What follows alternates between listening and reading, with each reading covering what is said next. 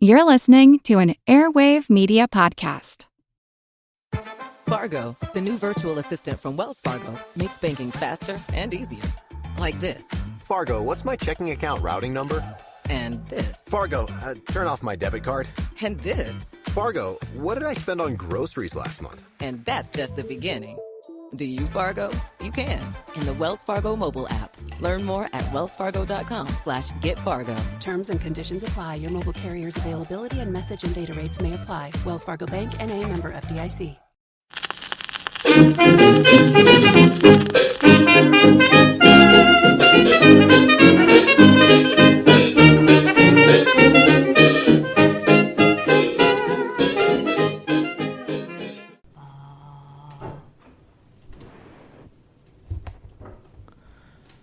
Hi everybody and welcome to Who Did What Now, the history podcast that's not your history class, with me, your angry feminist host, Katie Charlwood, history harlot and reader of books. And lest we forget, I'm also your friendly neighbourhood social scientist, as long as you don't give me a reason to not be friendly with you. What a very aggressive way to start the show, Katie. Well, you know, you're not wrong. You're not wrong.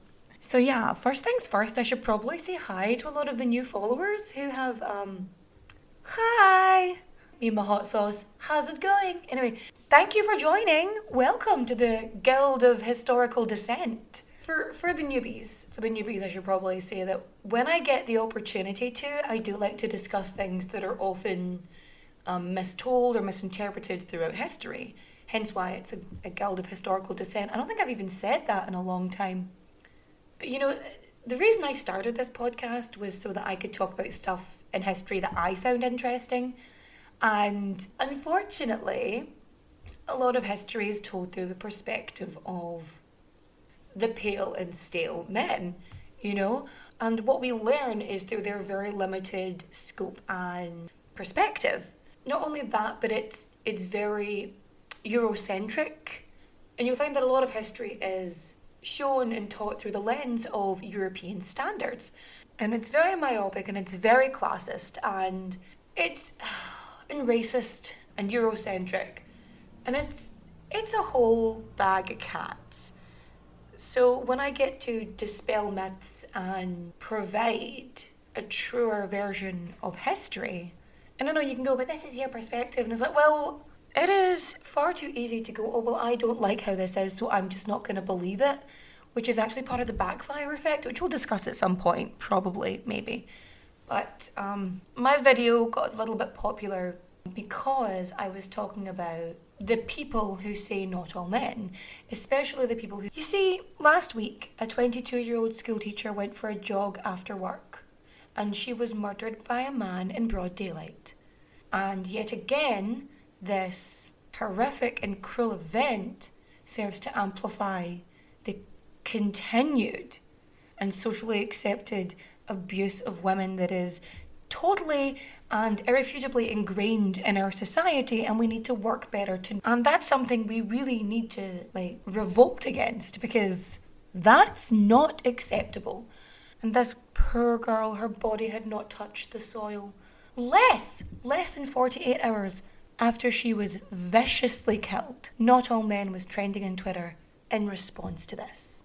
I shouldn't have to explain that if your automatic response is to go in defense and go, not all men kill women. Nobody said all men killed women. People don't say all men kill women. It doesn't start with murder. It never starts with murder. It starts small. It starts with microaggressions, taking up more space, making sexist comments, forcing yourself into a woman's attention, not listening to them when they tell you no. By not listening to women, by dismissing their fears and demanding that we rip our guts out and spill our collective trauma for your consumption in order for us to justify our fear. Anywho, this got very serious very fast. So the video I made the same video actually last year when Sarah Everard was killed by a policeman. And so I didn't think it was going to blow up the way it did. But it did. The video basically goes that anyone who says not all men should have to play a game of Russian roulette because there's a bullet in the chamber, but not all chambers. So 1 in 5 women are at risk of being attacked and assaulted by men, like grievously assaulted. If you're talking about other forms of abuse, harassment and assault, that's 4 in 5. And the purpose of that is not saying all men have to play Russian roulette, because that's an incredibly stupid take to have. And the game of Russian roulette, men aren't the bullet. The bullet is the risk. Women have a 1 in 5 chance of being horrifically assaulted and abused by a man. So the risks in the game of Russian roulette run parallel to the very real life situations that women are put in by men. And that's the point. And this is it. You can't check the chambers. You don't know which one the bullet's in.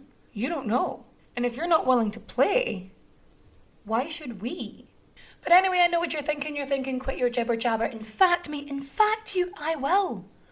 But first we gotta get our source on. Our sources are Lucrezia Borgia, Life, Love and Death in Renaissance Italy. The Borgias, Power and Fortune by Paul Strathern, The Life and Times of Lucrezia Borgia by Maria Bellonci, and of course we have our favourites, history.com and biography.com. Lucrezia Borgia was born on April 18th, 1480, near Rome, to Vannozza Catanei. I know I'm butchering these names, lads, I'm so sorry. To Vannozza Catanei and Cardinal Rodrigo Borgia. So Vannozza, even though she's married, she is the cardinal's favourite mistress for so long. And even when Lucrezia is born, no one believes it's Vannozza's husband. They're like, nah, it's not. So from the get-go, she was basically known as a Borgia. And so Cardinal Rodrigo, he goes to all of these astrologers and soothsayers, and he wants them to tell him the future of his newborn baby, Lucrezia. And so the astrologers and the soothsayers, they were like, your daughter, this baby will have a remarkable future. And they're basically saying the sun shines out of her eyes, she's going to be amazing, she's super awesome. But in fairness, I'm fairly certain nobody wanted to piss off Rodrigo there, because he had quite a lot of power and he was consistently amassing it. So the Borgia family, although they were massive in Italy, they originated from Spain. So native Italians, they were kind of suspicious and they weren't too keen on the Borgias, especially in the beginning. See, the Borgias had been involved in the church for a good while, because Rodrigo's uncle, his uncle was a pope. So that was how he ended up being a cardinal, because nepotism is everywhere. It's rife, especially in the church. So he would basically be doing wheeling and dealing. He would be manoeuvring and he would be working politically to raise his family's interests. After spending her formative years with her mother, Lucrezia has moved to Rodrigo's cousin's house, Adriana Orsini. So Lucrezia gets taught the way a high lady should be taught. You'll find that during this period of time that women, especially high-class women, were quite well educated. It was seen as an expected thing. So Lucrezia was taught Latin, Greek, Italian, French, and of course things like singing and music and drawing and basically everything that could make her more appealing in court and sort of high society circles. Basically trying to make her the epitome of Italian culture and desire. What her teacher said to her was she was taught to be clever and clear, not to be fluffing her words and just, bullshitting and saying things that sound pretty but actually have no meaning. The whole point was that everything she said had value, because as a woman in society, especially then, she had to ensure that she had value. In 1492, Cardinal Rodrigo Borgia becomes Pope Alexander VI. He gets elected to the pontificate. And this changes everything.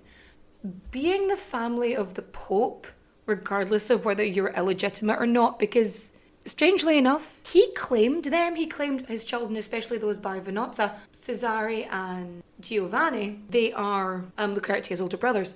They are all claimed and utilised by Pope Alexander VI. So every move in this game of chess was to ensure that the Pope had power. So every single one of his children, but Lucrezia especially, would be a very useful pawn for him. And because Lucrezia was a well-educated, aesthetically pleasing, apparently, and appropriately educated girl, and because Lucrezia had, reached puberty, at least we think she has, Lucrezia is a very valuable piece at this point. Being part of the Pope's sort of family, it made you like royalty. In Italy, you were seen as the highest of society. Of course, being a woman in Renaissance Italy, what does this mean? Women are used to secure alliances. That's it. And that's what people wanted to marry her, because obviously she's the equivalent of a princess in fucking Rome, and marrying into this family ensured security and safety and power, and that's what people wanted. And it also helped that apparently Lucrezia was fucking gorgeous. But what did she look like, I hear you ask? Well, so Lucrezia, she was very much a beauty, especially within Renaissance Italy. So she has a beautiful complexion, long blonde hair that basically goes past her knees. She has hazel eyes and a full high bosom. Like, this is brought up on more than one occasion. Her full high bosom. Okay. And also that she has a natural grace that made it seem as if she walked on air. Basically, she had good posture, right? She had good posture and she wasn't clumsy. Hooray! She had brilliantly white teeth and a slender neck. Also, in addition, furthermore, they state the bust is admirably proportioned. Like, they were obsessed with boobs even back in Renaissance Italy. This is not a new thing. Wow. Basically, she was seen as pleasant and graceful. That's nice. That's nice. So, like, she inspired, like, painters and shit. Like, when she was 12, the painter Il Pinturicchio used Lucrezia as the model for his depiction of St. Catherine, because he painted frescoes in the Borgia apartments in the Vatican in 1492. And in, like, the following year, the Duke of Ferrara's ambassador describes the 13-year-old Lucrezia, this exquisite, graceful young darling whose education had been, quote, full of Christian piety.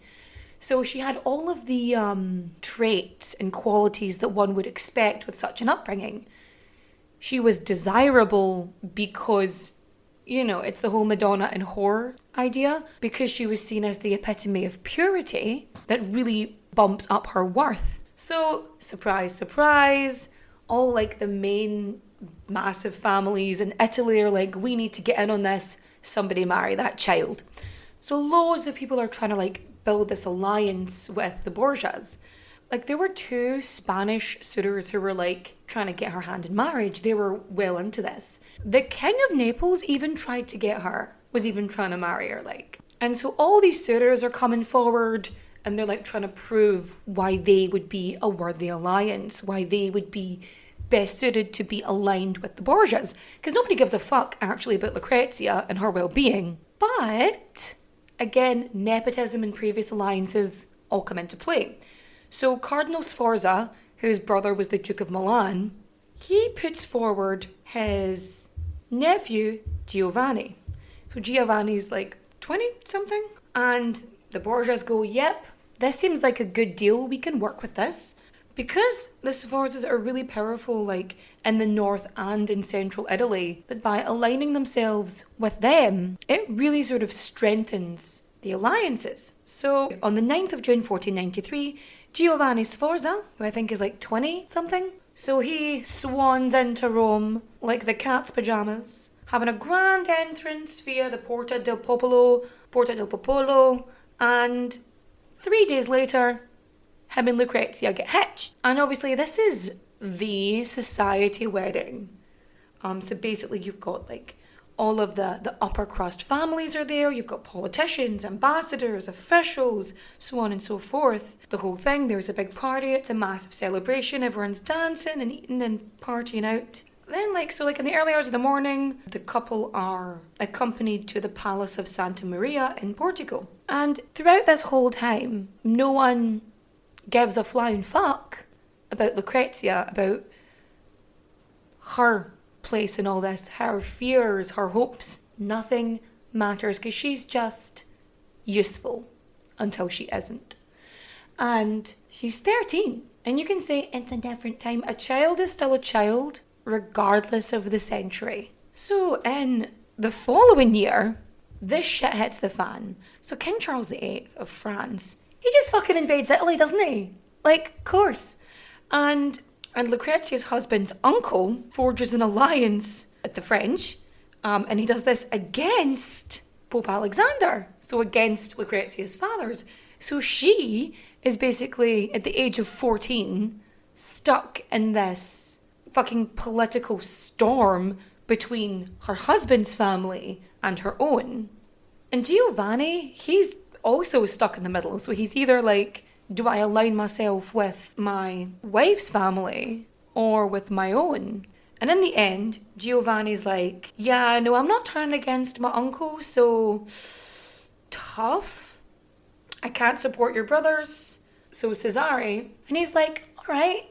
And very considerately informs his sister that he's gonna have to kill her husband. And she's okay. So Lucrezia goes, fuck this for a game of soldiers, and decides to protect her husband and warns him. And Giovanni flees. He gets the fuck out of Dodge. He heads to Milan, disguised as a beggar, which, must have been so tough for him. So he's fucked off. And the Borgias are well, this isn't useful to us anymore. He's a prick. Let's get rid of him. And seeing as we cannot fucking just kill him, we have to think of an alternative route. I know, let's get an annulment.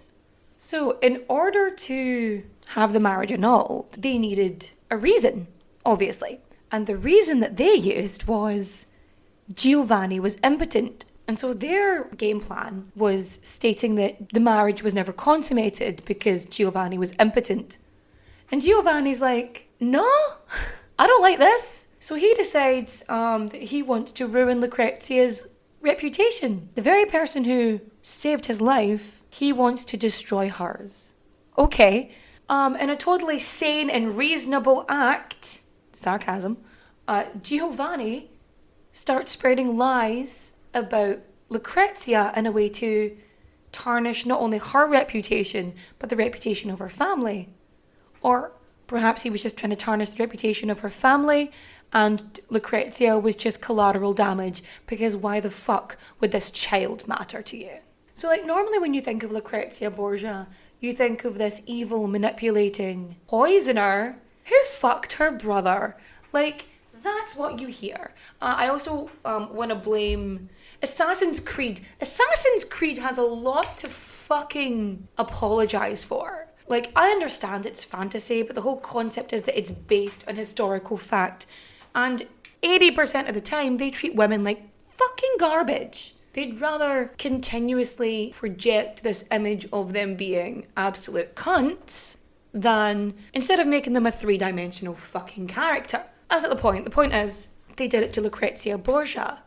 They did it to Cleopatra. And they really downplayed Anne Bonny. I'm just saying, all right? It just bothers me. That's all I'm saying. I love the Assassin's Creed games, but yeah. So I blame stuff like that and a lot of popular culture. It feels the need to project any kind of strong or clever woman from the past as either a whore or a fucking bitch. This is why I have an issue with the perception of history. So, moving on, before I get mad.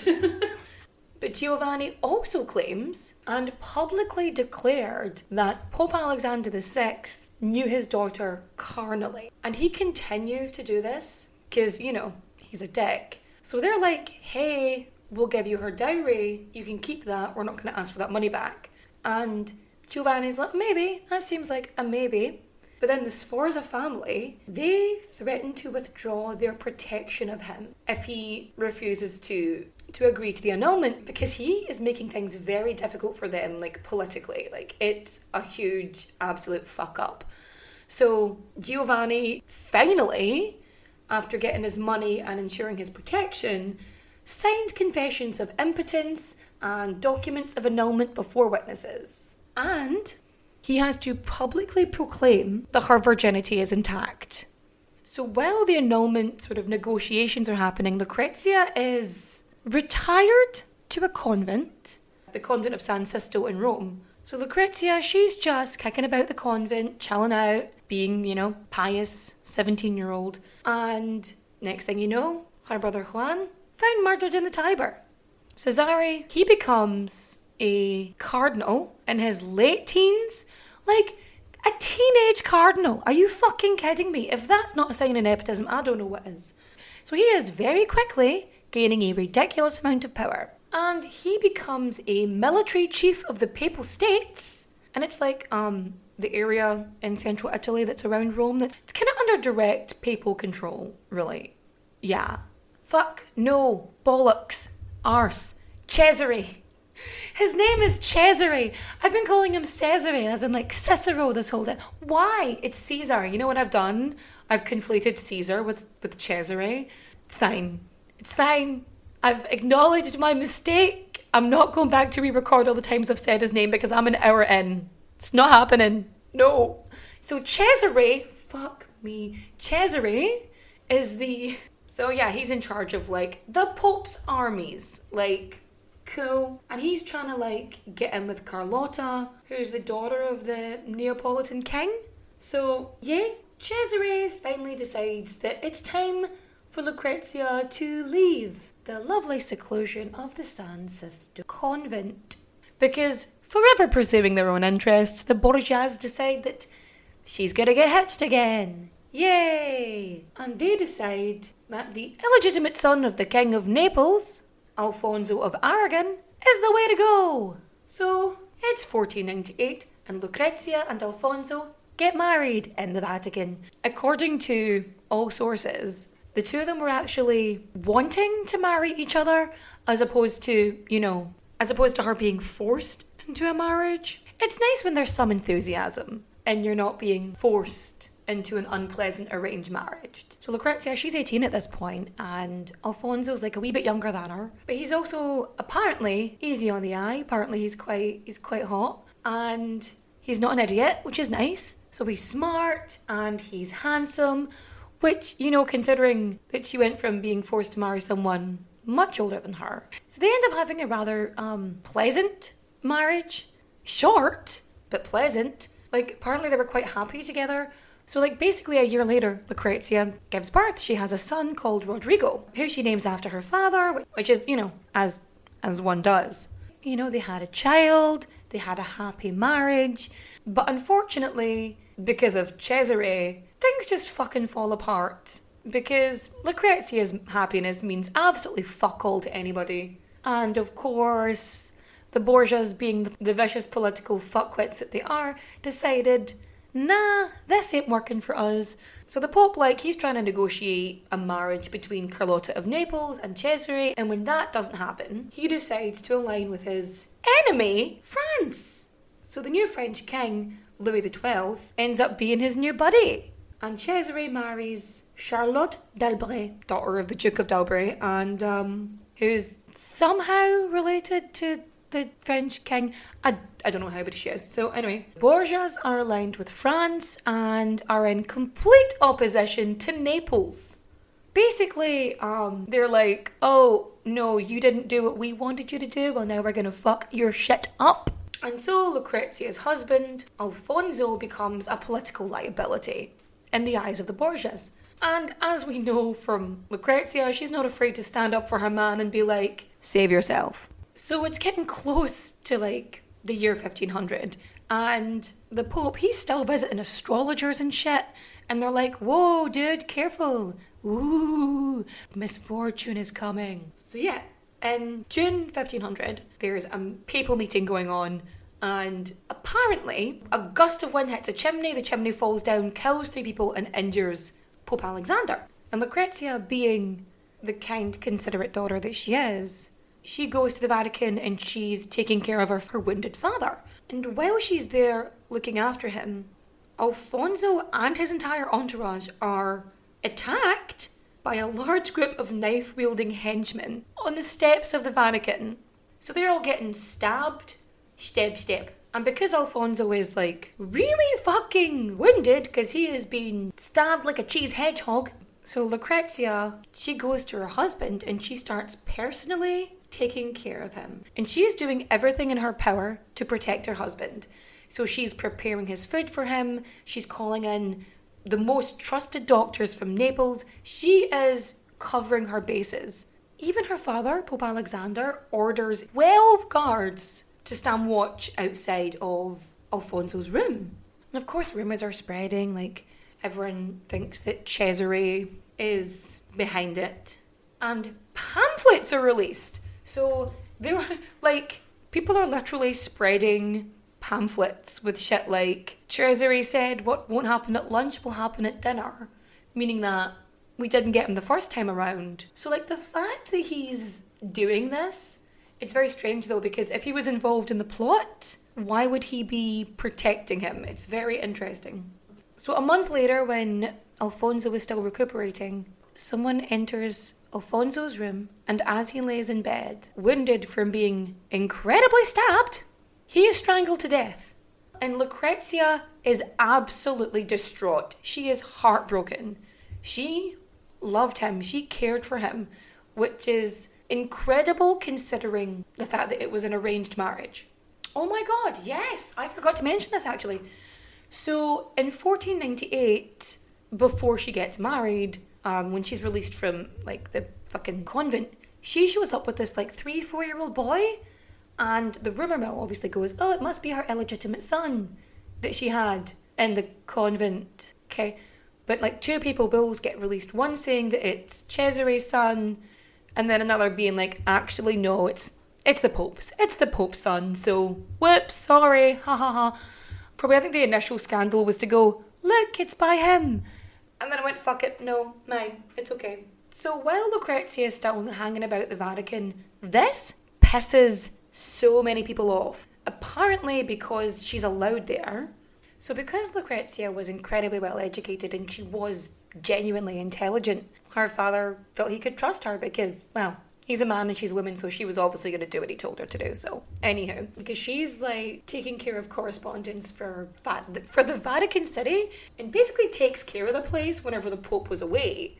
Like, that's what she was doing. And so the fact that she was in the Vatican and she was doing work that they deemed only appropriate for men, this led to like a massive sort of disrespect and hatred towards her. Lucrezia and her ladies-in-waiting are allowed into St. Peter's Basilica. This was scandalous, that a woman in the Vatican was disastrous and evil and vicious and so on and so forth.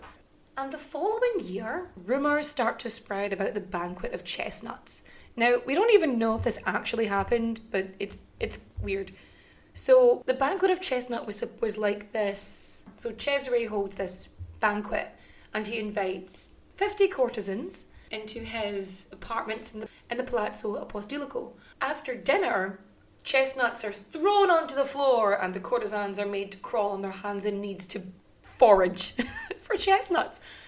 And ends up being this big orgy, and apparently Lucrezia was there because, yeah. But, like, there's no, like, definitive proof this actually happened, let alone, and the timeline doesn't really make sense for Lucrezia to be there, but still. So after her husband dies, she is just absolutely fucking devastated.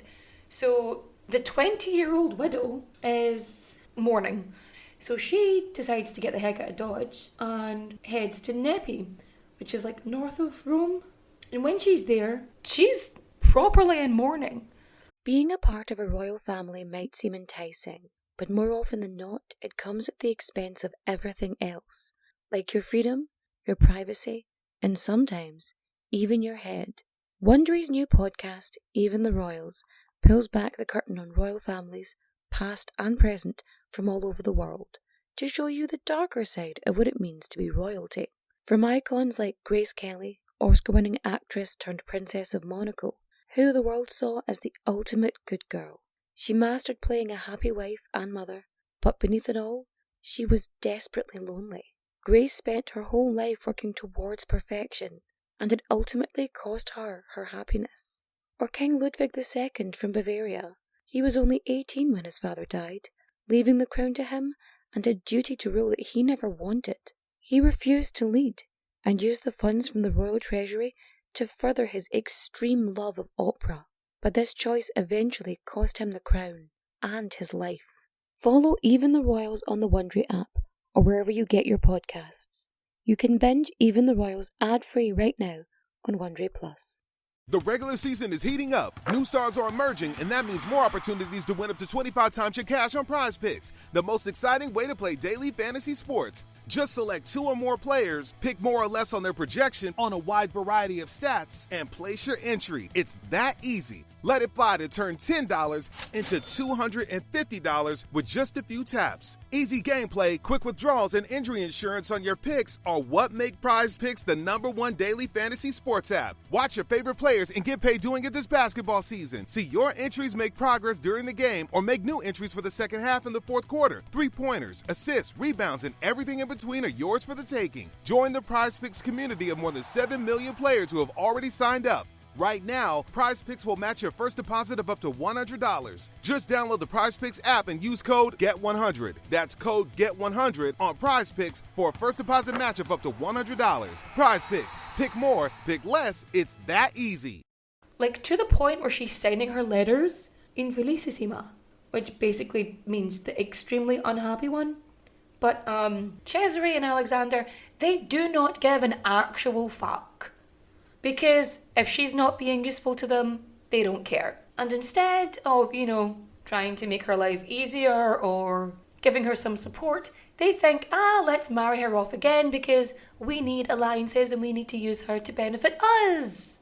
Instead of thinking, how can we take care of our sister/daughter? They think, how can we use her to benefit us yet again? And so the two of them are striving and conniving, and they decide on Alfonso d'Este, a 24-year-old widower and heir to the Duke of Ferrara. And not only did he not have any children of his own, which was super handy, so there was no one to slaughter, to ensure there was no arguments over inheritance. And his family seat was strategically beneficial because he's in Romagna in northern Italy. And his family, they also have really strong ties with France, so all the alliances all pan out. But because of Lucrezia's reputation as a result of scheming arseholes and horrific men who just like to ruin women's lives to benefit themselves, the Duke of Ferrara has to send a delegation to basically ensure that the claims against Lucrezia are unfounded. And so the ambassadors go and they're like, yeah, no, she's good. She's really wise and she's no tainted love here. So Lucrezia marries Alfonso 2.0 in December 1501, and in January she leaves Rome for Ferrara to be with her husband. So when Lucrezia leaves Rome to move to Ferrara, she has to basically abandon her son Rodrigo, and so she entrusts him to Francesco Borgia. She never sees him again, actually. And Rodrigo, he inherits all of the shit and all the titles and properties and everything that was his father's. He inherits it all, upon his father's death, which is, typical. But yeah, Rodrigo, she never saw again. So after Lucrezia leaves for Ferrara to be with her husband in January, her father, Pope Alexander VI, sends her a letter saying, "You will do more for me from afar than you could have done remaining here." Because, he had to just hammer the point home that his interests were important than her happiness. Far away from Rome in northern Italy, Lucrezia flourishes. She brings, the talents of the Renaissance up to the court in Ferrara. She's, a wise and just and considerate, lady, and she is absolutely thriving. Like, she is living her best life. But unfortunately, well, the rest of the Borgias, they're just crumbling. Because, like, a year later, Pope Alexander, he dies. Probably from malaria, but, like, everyone thinks poisoned. Because, of course, it's somebody big dies, so there's always a conspiracy. So, yeah, Alexander VI, he dies, and after his death, like, enemies of the Pope lock Rodrigo and the rest of the Borgia family in the Castel Sant'Angelo. And Lucrezia basically arranges a discharge. Lucrezia steps up to the fucking plate. She starts corresponding and creating alliances and basically asks that Rodrigo be raised by the family of Alfonso of Aragon. Luckily, this is granted. So Rodrigo, he goes to live with his aunt, Sancha of Aragon, and then he goes to Isabella of Naples. She tries to get Rodrigo moved to Ferrara with her. Like, now that she has some power and she actually has some autonomy, she's trying to bring her son. When he's 9, she sends him a tutor from the University of Ferrara, and she tries to arrange meetings with him, but it just, whatever happens, it falls through. And in 1512, Rodrigo dies. Some illness, we're not entirely sure what, but he's 12 and he's dead. And after his death, Lucrezia is allowed to go to Bisceglie? I've pronounced that wrong. Bisceglie. Someone will pronounce it properly for me. So she goes to, like, liquidate his assets and sort out his court, and she attends the memorial service, and then she goes to the convent of St. Bernardino for a month. But she basically nopes out and grieves for a month, which is perfectly acceptable. Because, you know, the son she desperately tried to reunite with and reconnect with, and that she was separated from because of her fucking cruel, conniving family, is gone. So she grieves for a month before heading back to Ferrara. So, like, upon the death of the Pope, this creates a domino effect for, like, the Borgias. Cesare, his power just diminishes, and he has to flee to his wife's home in Spain. And he dies in, like, 1507. However, Lucrezia, she's in Ferrara. Like, she had a massive impact there. They say that she's full of life and joy, is really intelligent, most pleasant, which is one of my favourite compliments. And she brings poets and artists and really promotes, like, humanism. The gentry of the day, they said that she was an honour to womanhood because of her beauty and her honesty, which, you know, is probably the best compliment you're going to get in 1500s Italy. So she has a relatively happy marriage. During this marriage to Alfonso, she has 8 known children during this marriage. But her pregnancies are complicated, there are miscarriages, there are stillbirths, so content warning, maybe skip forward 20 seconds if you don't want to hear this. So 1502, there's a stillborn daughter, they don't name her. The son, Alessandro d'Este, 1505, he dies in 1505, so he only lives a few months. Ercole II d'Este, he's born in 1508. Ippolito, he's born in 1509.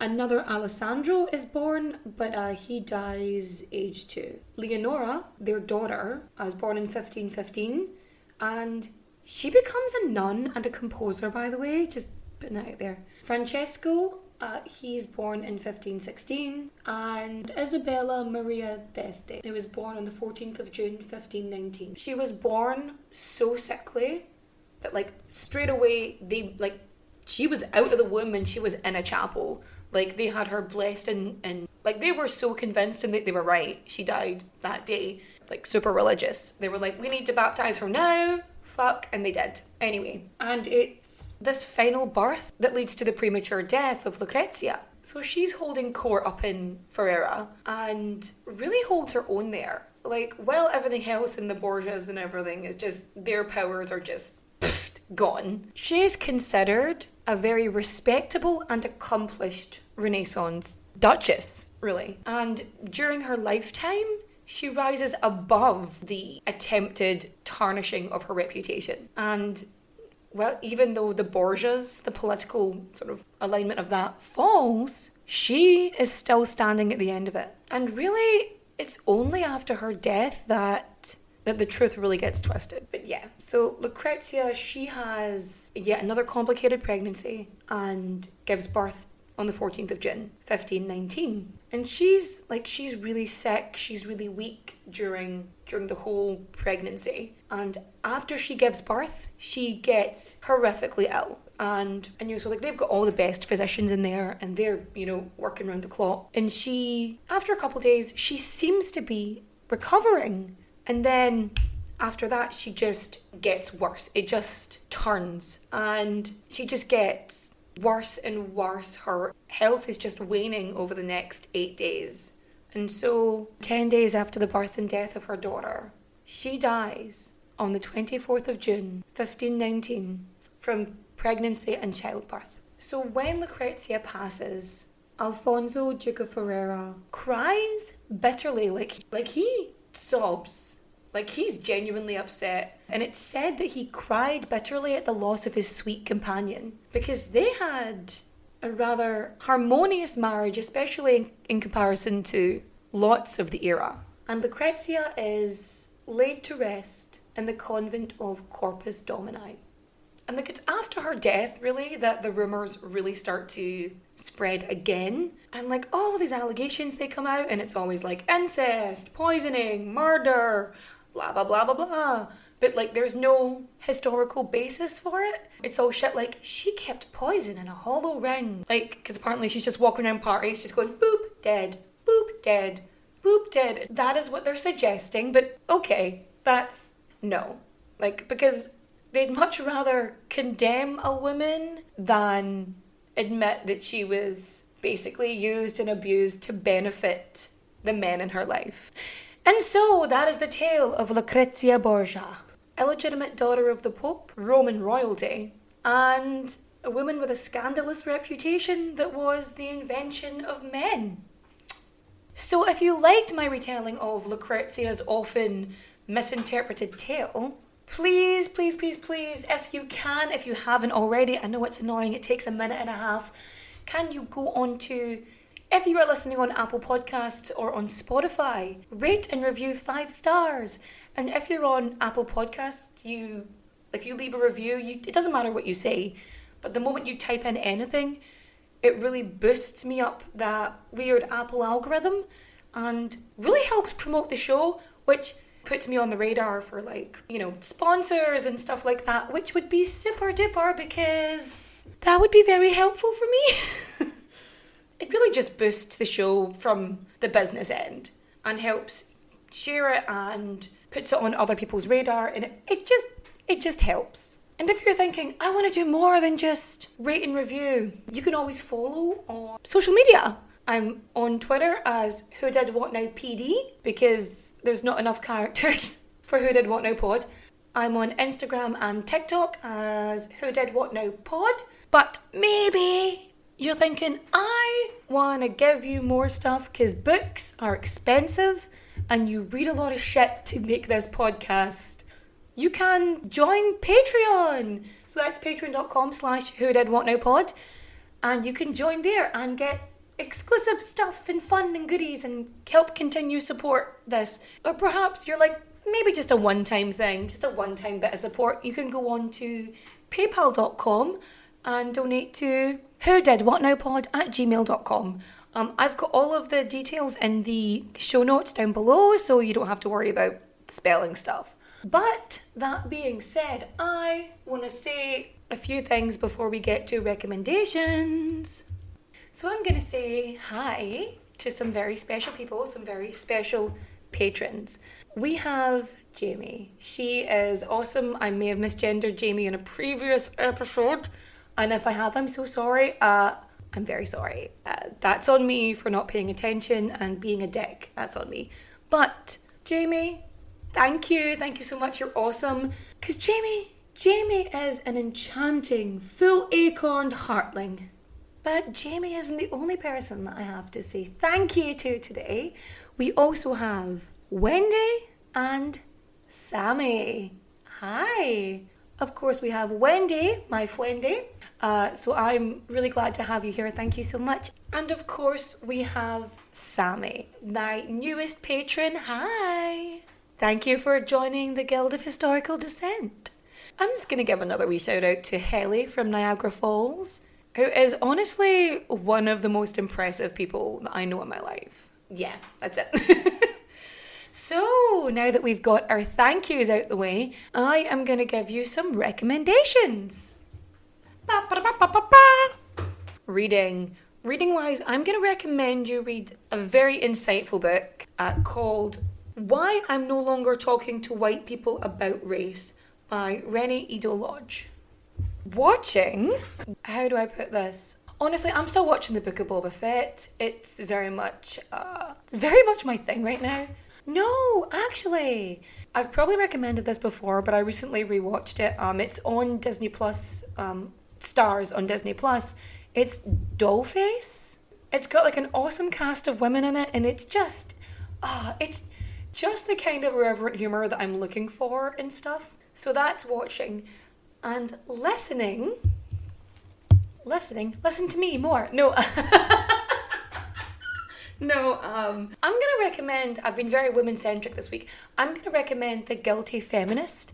It really helped me challenge my own views and the way that I saw the world. So yeah, that's my recommendations for this week. And I will chat to you next time. And so I'm going to bid you a farewell, my friends, my elephants and avocados. I have an unnatural obsession with the 40 elephants. Still, also, if any of you listened to last week's episode and you want to be, I'm still up for this 40 elephants thing. I'm here for it. I'm just saying. Anyway, so with that, I will bid you farewell, and I'll chat to you later on. Adios, au revoir, auf Wiedersehen, my friends. Bye bye.